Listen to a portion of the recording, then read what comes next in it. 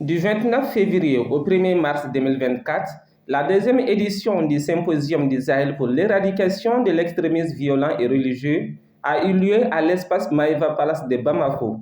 Cette activité était une initiative du réseau d'assistance et de déradicalisation au Mali, RADEM Mali, mise en œuvre avec le soutien de l'ONG Search for Common Ground à travers son projet GISRA. Nous avons constaté que le phénomène de l'extrême violent est en train de naviguer vers également les pays côtiers tels que le Togo, la Côte d'Ivoire et le Bénin.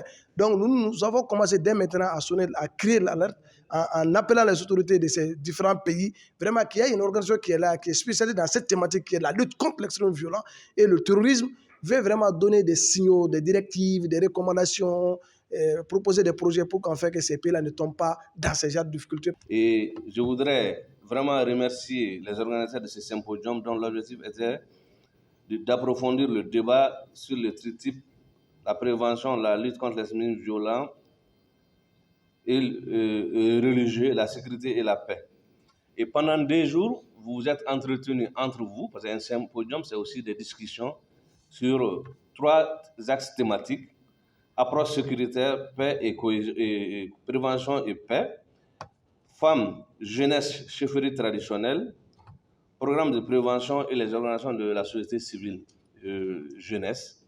Donc c'est pour vous dire que ces thèmes sont des thèmes d'actualité et l'extrémisme violent, la cible la plus touchée par ces questions-là reste la jeunesse. Donc le ministère en charge de la jeunesse est entièrement dans son rôle si on se présente ici aujourd'hui pour la cérémonie de clôture.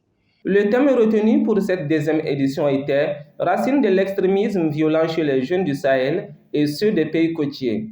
Cette occasion a permis aux participants de prendre connaissance de plusieurs points en rapport avec la thématique.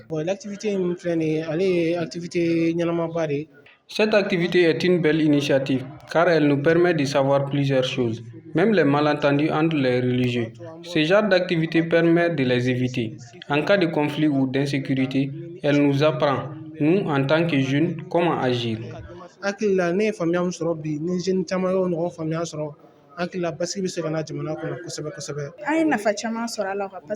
même ma première fois à participer à fin Ça m'a beaucoup plu car c'était ma première fois de participer à ce genre d'activité. Ils nous ont appris comment dissocier la vraie information et relayer sur les réseaux sociaux de la fausse information. C'est vraiment quelque chose que j'ai aimé.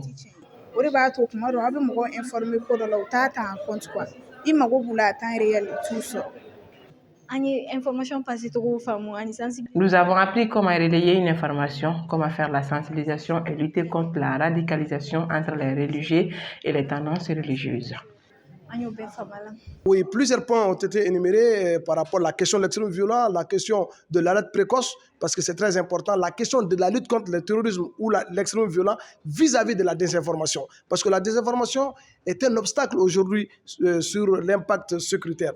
Et donc c'est pour cela qu'il y a eu ces questions qui ont été débattues, la paix, la cohésion sociale, mais plus précisément l'extrémisme violent, comment empêcher les jeunes à adhérer à ces groupes terroristes extrêmes violents. De son côté, le représentant du ministre de la Jeunesse a formulé des doléances à l'intention des différents participants à l'issue de l'activité.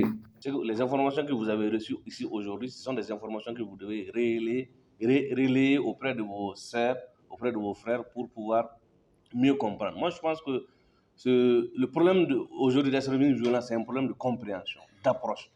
Donc, vous êtes venus à l'école de ce symposium, vous devez être aussi des relais auprès de d'autres personnes pour pouvoir transformer les consciences collectives.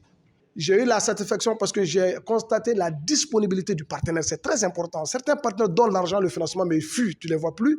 Mais ces gens sont restés, monsieur le coordinateur du projet GISRA, Abdoulaye Fomba, et monsieur comment on appelle, Diallo aussi, Yuba Diallo, est resté avec nous durant ces 2 jours. Ils venaient même avant nous. Donc cela montre déjà l'engouement et l'intérêt qu'ils portent à leur projet par rapport au dialogue interreligieux. Mais la question cruciale qui a été soulevée ici aujourd'hui, c'était la question de mener un projet, c'est-à-dire que le RADEM va mener, Inch'Allah, dans les jours à venir, le dialogue intra-religieux, c'est-à-dire le dialogue entre les différentes communautés musulmanes, parce qu'on a vu que les réseaux sociaux sont enflammés d'écrits partout.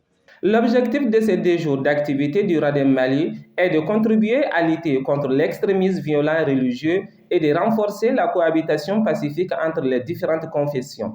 Plus d'une trentaine de personnes issues de différentes religions ont participé à ces 2 jours d'activité. Après Bamako, les zones ciblées par le projet sont la région de Gao, Tombouctou, Mopti et Ségou.